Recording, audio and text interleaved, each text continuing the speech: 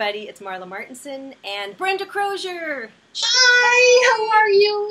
Welcome to Conversations with Cupid, everybody, and today we're going to talk about what is Sabbat, and it's coming up soon, September 21st, and Brenda, who is a witch, is going to tell us what it is and what it means. Fall is coming, I love it, my favorite season. I love it, I love it. Us witches, most of us witches, I don't want to generalize everybody, but I am Wiccan. We fall under what we call the Wheel of the Year. The Wheel of the Year is basically what farmers use to do their crops. It's part of nature. We start with, Beltane, which is you start your seeds, and then it goes to the last one we just had, which was Lumicide, which is the first harvest. That was August 1st. If I said that wrong, people slap me. It was August 1st. It was the first harvest when you have your crops. It's when you first harvest all of, you do the harvest on the crops that you have grown, or you do a ritual to thank the people that, if you can't make a garden, if you can't do something like that, you thank the people from the grocery store for the carrots, the potatoes, and everything that you have. I love that. Do a ritual for that, saying thank you.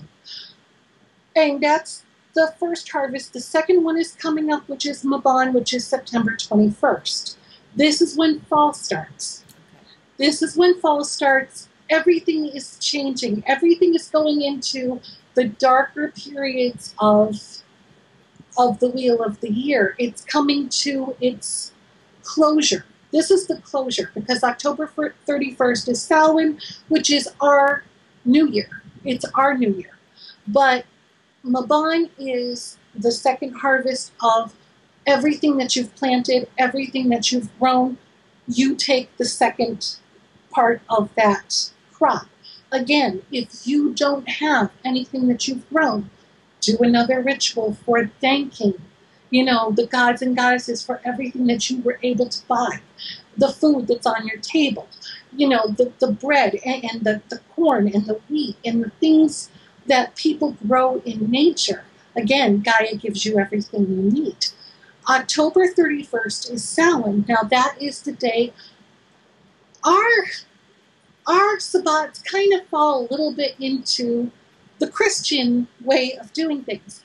Our October 31st is our New Year. It is our Samhain is the day of our ancestors. It's the day we respect our ancestors. We have a dumb supper for them where they sit with us and we eat with them. The Day of the Dead in Mexico, November 1st. November 1st, Day of the Dead. And then, but how does this Samhain tie in with Halloween? It really doesn't. It's just a coincidence. It's on the same day. It was the quote-unquote, and please, any Christians that are watching this, I mean no disrespect, it is the Christian, Halloween is a way that Christians kind of took away from Samhain to make it seem like a fun thing where you scare the children with these monsters and these ghosts and these werewolves and all this stuff, and you get candy. It was never meant for that. That's not what our Halloween is. Our Halloween is Samhain. It's a real Sabbat. It's a very special Sabbat. It's our New Year. That must be where the candy comes in then, getting the candy with Halloween because of the food. And Mabon is like the Christian Thanksgiving. Okay. We have a big feast. We thank everyone for everything that we have, whether we grew it or not. Somebody grew it. Somebody sacrificed, somebody was the animals. Again, it falls under, life, death, rebirth. Now, see, when you said that in a previous video, that now my husband, I'm a vegan, and so he says, yeah, but Brenda said, he said, I like what Brenda said. She said it's all a sacrifice and then going around. I said, well, maybe she didn't mean the factory farmed animals that are treated so heinously. Let's not go there, And he says, yeah, but I really like how Brenda explains everything because he doesn't like it that I'm a vegan, so it's so funny. Somebody said it right, and it sounds ridiculous, but somebody said it right. There are humane ways of killing these animals for food. Yeah, and because sadly, that's not done in our culture anymore. It's not, and that's a whole. That's another subject. Do I know that that's a horrible thing? Yeah. But back in the days of, if you even want to go back to caveman stone time, when they killed an animal, they used all of it.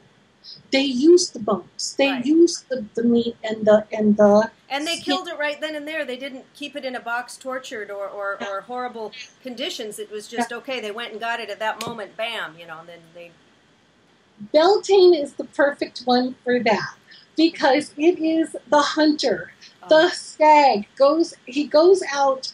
The hunter goes out to kill the stag for his woman. It's a very sexual Sabbat. But it's about life. It's about giving life and getting life going. And, and he kills the stag for his woman for the rebirth and for, it's an amazing. And that's what starts. Beltane is spring. Litha is summer. And then there is Lunasan, which is the first harvest. Mabon, which is the second harvest. And then there's Samhain, which is the third harvest, the last harvest, but it is also our very special New Year. Now, the rule of thumb is, well, at least for how I celebrate, after October 31st, anything you have in your garden goes to the animals that are outside, goes to them. It is your way of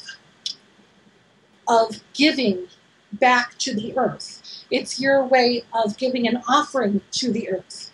It's usually said that after October 31st, anything that's in your garden, if you take it for consumption of your own, it's bad luck. Oh, so yeah. Now, I will say one thing, though. I know that the witches do love Halloween because I see that's Halloween and all the decorations, and you love it, and I love it, and I've always loved Halloween since I was a kid. That's a whole other. So I've already decorated for Halloween, and I've got this little guy. Oh, I love that. I got my stuff scattered all over here. It's funny. If you see my video, I have the Sinister Sisters. I saw that. It's awesome. And it's so funny because now Home Depot, they have all the Halloween stuff out, and they get the big stuff for the home decorations. And my husband and I went yesterday to get some rocks for the garden and some plants. And I said, I'm doing this with you, so let me go 5 minutes in the Halloween section, and you wait for me, and I'll look. And he said, oh, okay, I promised. And then we go, and I'm pressing everything. I'm looking at. He says to me, "You never grew up. You're like a kid." I said, "Well, I have a youthful spirit." No, I didn't grow up.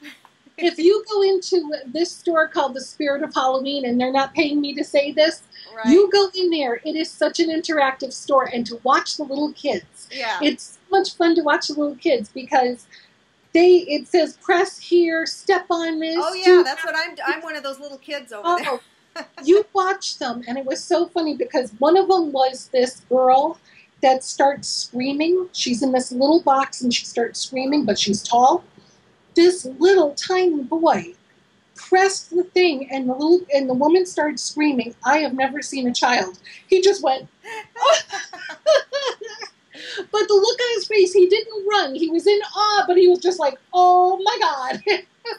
Well, every Halloween since we moved into a house, I dress as a witch, and then my little dog, black dog Macy, has her witch's hat, and we both open the door and greet the children as witches and give out the candy.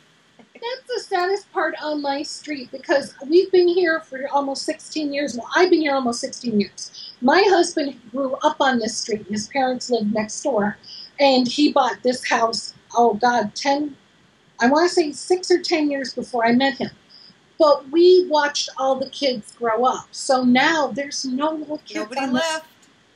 And that's the funnest part, even though us witches, it's our Samhain, it's our New Year, and it's a beautiful time to celebrate the last harvest and the beginning of the New Year for us. It's still fun when you get the doorbell ringing and little kids are like, trick or treat, and you watch their faces. We haven't had that in years because they've all grown up. My neighbor next door is a retired dentist, and she gives out toothbrushes instead of candy. Oh, she must not be liked. The heart's there, I get it, but Well, Brenda, thanks for sharing about the wheel and all of your insight. Gosh, you are just an encyclopedia, so we'll keep doing these videos. The Wheel of the Year is really, it is a witch's Wheel of the Year, but it's everybody's because the farmers go by these dates. Mm-hmm. They by this time for the crops. It's the four seasons, right? Is it the wheel, the four seasons? Okay. It's the crops that we eat. It's the food that we get comes from this wheel. There's a growing period, there's a harvesting period, and then there's a resting period. After October 31st until February 1st, there's a resting period. You don't do anything. There's no growing.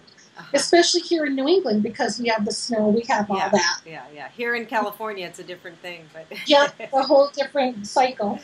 All right, Brenda. Well, thank you so much for stopping by. Thank you. Take care. Bye-bye.